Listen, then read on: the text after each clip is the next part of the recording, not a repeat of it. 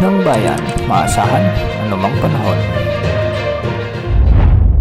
Magandang hapon po sa ating lahat. Narito ang update sa lagay ng panahon ngayong hapon ng Miyerkules, May 22, 2024. Isa ng ganap na low pressure area ang binabantayang cloud cluster sa silangan ng bansa sa labas ng Philippine Area of Responsibility ayon sa PAGASA.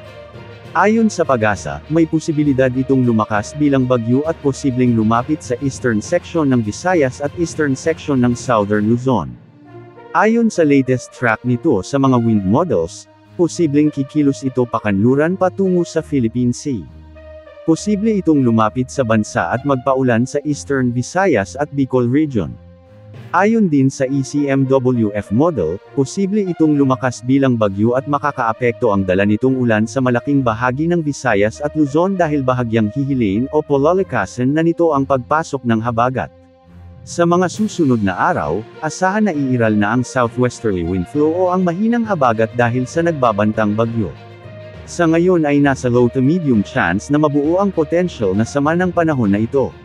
Narito naman ang update ng PAGASA ukol sa sama ng panahon na ito.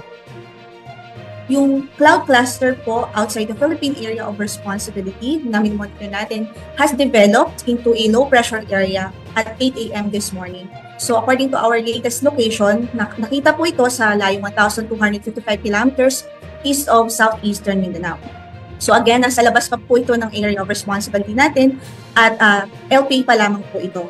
So ngayon, with this given or with this development on the weather, i-discuss naman po natin magiging possible scenarios po niya in the next few days. So again, yung location niya outside PAR pa rin, and then it may enter the Philippine Area of Responsibility tonight or tomorrow morning.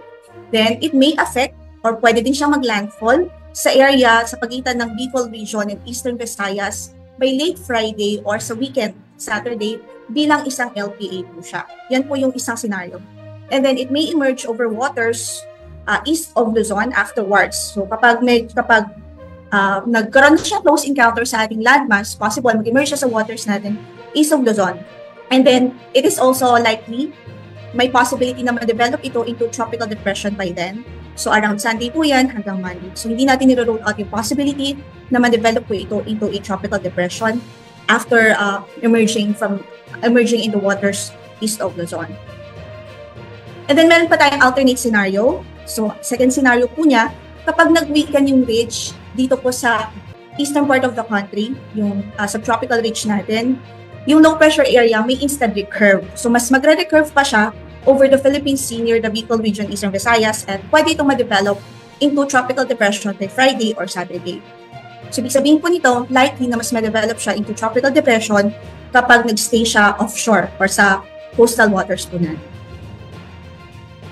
So again, ito po yung possible projection or pwedeng maging track po ng itong weather system na monitor natin in the next few days. So sa buwan po ng Mayo, usually yung mga weather systems natin, tropical cyclones, ito po yung track na kanilang tinatahak. Either nag-landfall po siya, entering the eastern Visayas or the eastern portion of southern Luzon, and then diretso po dito sa landmass ng Luzon, eventually magre-recurve, or totally recurving lang ang kanyang scenario.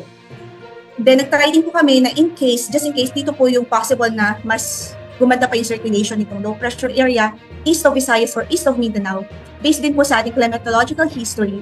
Usually po talaga ay nagkakaroon ito ng close encounter sa landmass natin, east of Visayas and east of southern Luzon before eventually recurving or totally nasa dagat po siya.